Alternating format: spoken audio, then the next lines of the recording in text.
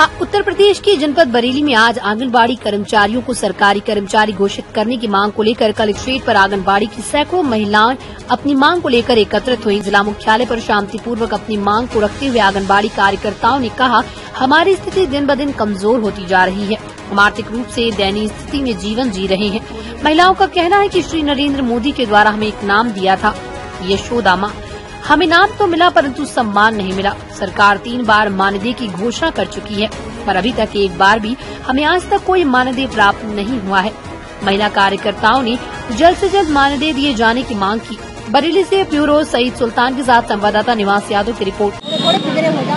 आज जो आपने ज्ञापन दिया है, क्या मांगे हैं आपकी? आज बर्तन बजा करके प्रदर्शन किया है, क्या मांगे? भैया, बर्तन बजा करके प्रदर्शन करना तो हमारी मजबूरी हो गई है। अब तो बहुत बड़ी समस्या आ गई है, क्योंकि सरकार ने ऐसा हमारे साथ इतना हमको प्रताड़ित कर रही है सरकार की, बस कुछ कह नहीं सकते।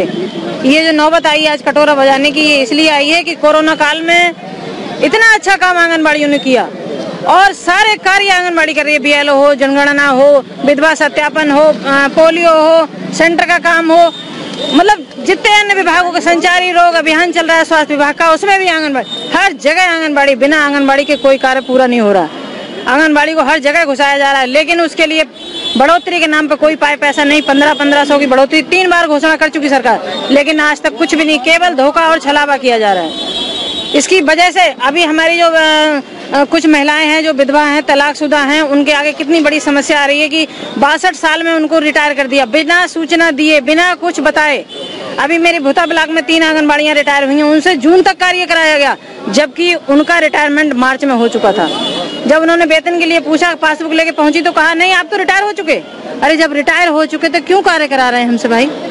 और सरकार को बिल्कुल भी लज्जा नहीं आ रही है कि इन आंगनबाड़ियों को इतनी सेवा करने के बाद 62 साल में ये भीख का कटोरा हाथ में पकड़ा के आपने छोड़ दिया ऐसे लावारिस।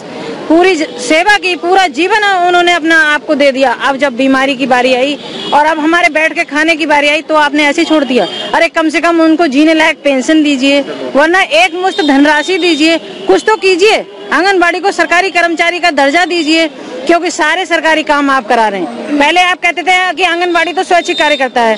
अगर वो स्वैच्छिक कार्य करता है तो वो काम क्यों करेगी? BLO को काम आंगनबाड़ी कर रही है, चुनाव में ड्यूटी कर रही है। हमने अपने 2 साथियों को खोया है। चुनाव की ड्यूटी के दौरान 2 आंगनबाड़ियों की मृत्यु हुई थी।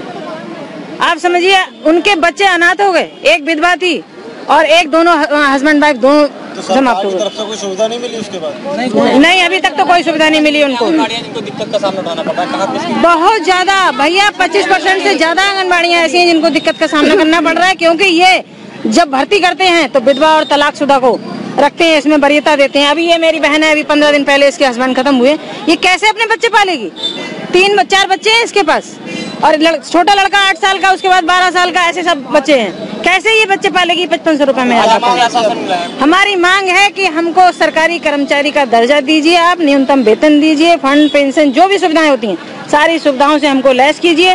काम तो हम सारा कर ही रहे हैं, और काम आप जो भी देंगे वो हम करते रहेंगे, बाकायदा करेंगे।